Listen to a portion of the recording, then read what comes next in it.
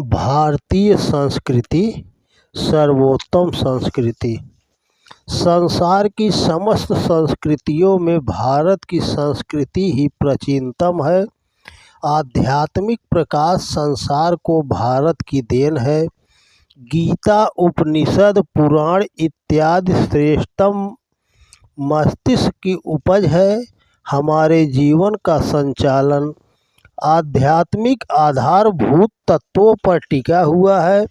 भारत में खान पान, सोना जागना, शौच स्नान, जन्म मरण, यात्रा, विवाह, तीज त्योहार आदि का निर्माण भी आध्यात्मिक बुनियादों पर है। जीवन का ऐसा कोई भी पहलू नहीं है जिसमें अध्यात्म का समावेश न हो या जिस पर पर्याप्त चिंतन या मनन न हुआ हो। जब तक विश्व में भारतीय संस्कृति का आदर था, उसे लोग धर्म एवं ईश्वरीय आदेश का उच्चतम आदर्श मानकर व्यवहार करते थे, तब तक सारे विश्व में परम शांति का साम्राज्य था। घर घर सुख शांति विराजती थी। मनुष्य मनुष्य के बीच अपार स्नेह था। एक दूसरों के लिए व्यक्ति क्या त्याग कर सकता है, इसके आदर्श उपस्थित करने के लिए हर एक व्यक्ति प्रतिस्पर्धा करता था, एक दूसरे से आगे बढ़ना चाहता था। ऐसी स्थिति में धन धान्य की कमी भी कदापि नहीं हो सकती थी। मनुष्य और समाज हर प्रकार से सुखी, स्वस्थ, दीर्घजीवी, प्रसन्न और संतुष्ट दिखाई देते थे। भारतीय संस्कृति का अनुसरण करने वाले को भौतिक सुख और आंतरिक शांति का होना सुनिश्चित है। इस तथ्य को हर एक पर प्रयोग करके ऋषियों ने यह दिखा दिया था कि मानव को अभिलाषा सुख शांति के निश्चित रूप से प्राप्त करने का एकमात्र मार्ग वही है जिसे संस्कृति कहते हैं। इस संस्कृति को पाकर मानवता धन्य हो गई थी। संसार ने भारतीयों की इस महान देन के प्रति पूर्ण कृतज्ञता प्रकट करते हुए इसका नाम भारत निर्मित विश्व संस्कृति या संक्षेप में भारतीय संस्कृति रखा। इसकी विजय दुमदुभी विश्व के कोने कोने में बजी। इसी आधार पर भारत को चक्रवर्ती एवं जगत गुरु कहा गया।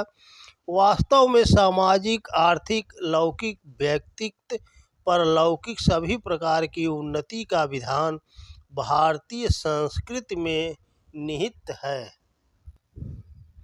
क्या कारण था कि अनेक पाश्चात्य राष्ट्र भारत की कीर्ति, अतुल पराक्रम और समृद्धि की गाथाएं सुन सुनकर यहाँ आया करते थे।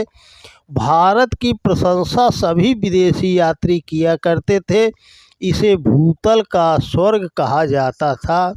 कारण यह था कि भारतीय संस्कृति ने इस देश को एकता के सूत्र में बांध रखा था।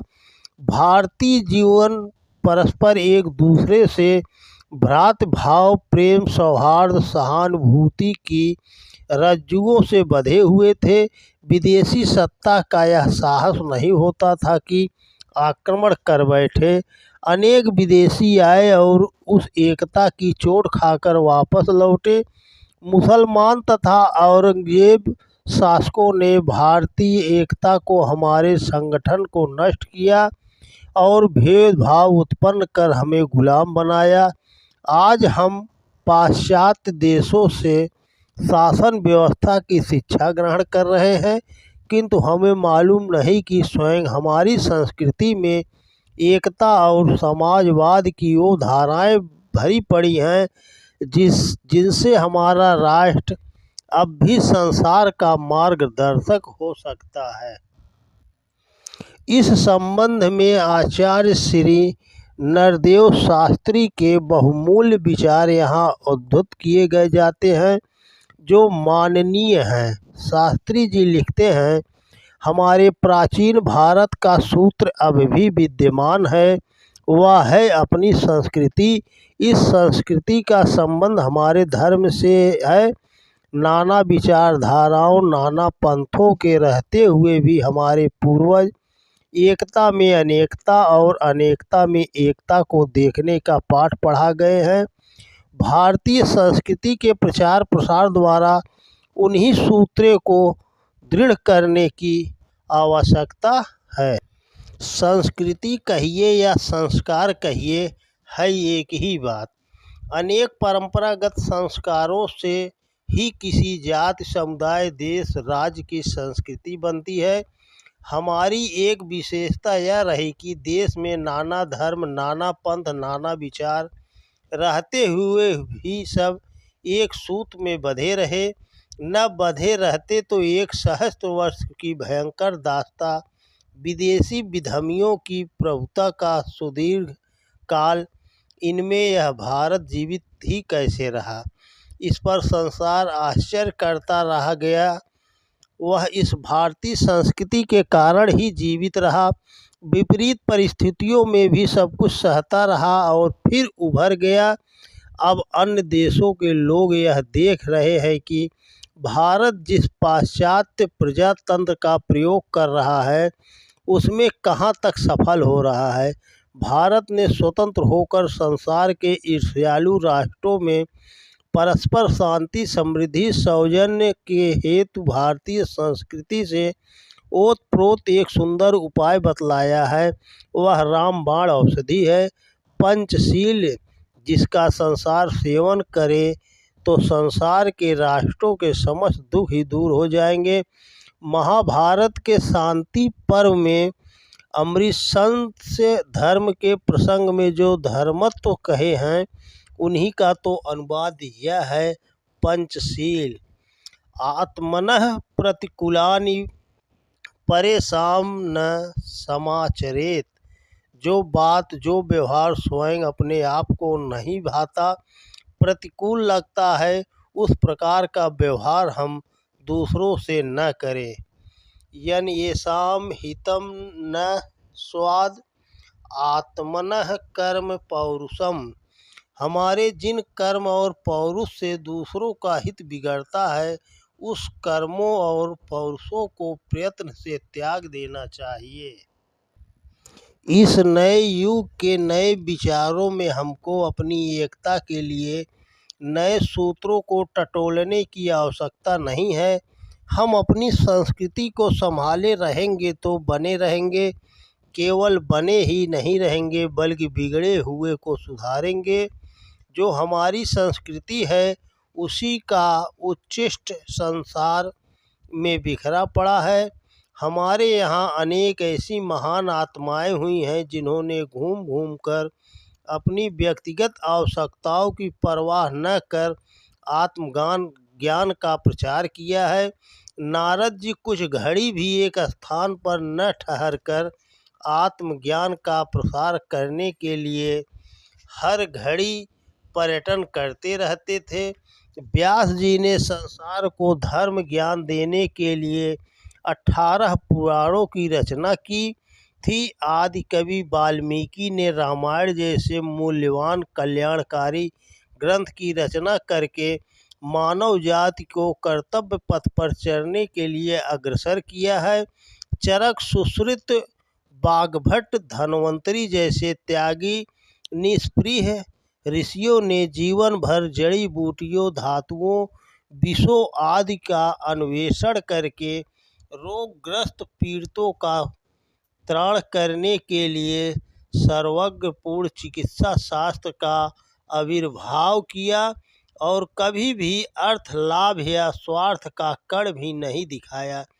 दिखावट या शेखीखोरी का अणु मात्र भी पास नहीं आने दिया। ज्योतिष विद्या की बड़ी बड़ी खोजें, आकाश में पाए जाने वाले ग्रह नक्षत्रों की गतिविधियों और उनका मनुष्य जाति पर जो प्रभाव पड़ता है उसकी खोज करने वाले हिंदू ऋषि ही थे। सूर्य सिद्धांत, मकरंद, ग्रह लाघव आदि को देखने से आश्चर्य होता है कि उस समय बिना वैज्ञानिक यंत्रों के इस प्रकार के शोध करके संसार को महान ज्ञान देने के लिए उन्हें कितना श्रम करना पड़ा होगा, जिसकी मजदूरी उन्होंने कभी नहीं चाही। दैवी संस्कृति, देवतुल्य आचार विचारों की पद्धति ही इसका कारण थी। इस पद्धति के अनुसार जीवन का निर्माण करने का अर्थ निश्चित रूप से यह रहा है कि मनुष्य भौतिक सुख संपदाओं की अपेक्षा आध्यात्मिक सद्गुणों, सद्विचारों, सत्कार्यों को अधिक महत्व दे तथा संसार के क्षुद्र स्वार्थों का ध्यान न रखे। इस संस्कृति ने ऐसे अनेक महान ऋषि मुनि उत्पन्न किए हैं जिन्होंने विश्व तथा मानव की सेवा उत्पन्न किए हैं, जिन्होंने विश्व तथा मानव की सेवा में ही अपना जीवन दान दिया था। विश्वामित्र, वशिष्ठ, जमदग्नि, कश्यप, भारद्वाज, कपिल, कलाड, गौतम, जैमिनी, पराशर, याज्ञवल्क्य, शंख, कात्यायन, गोभिल, पिप्पलाद, सुखदेव, श्रृंगी, लोमश, धौम्य, जरत्कारु, वैशंपायन आदि भारतीय ऋषियों ने अपने को तिल तिल जलाकर संसार के लिए वह प्रकाश उत्पन्न किया जिसकी आभा अभी तक बुझ नहीं सकती। सूत और शौनक निरंतर प्राचीन काल के महापुरुषों की गाथाएं, बिरुदावलियाँ, धर्म चर्चाएं सुना कर मानव जात की सुप्त अंतर आत्माओं को जगाया करते थे।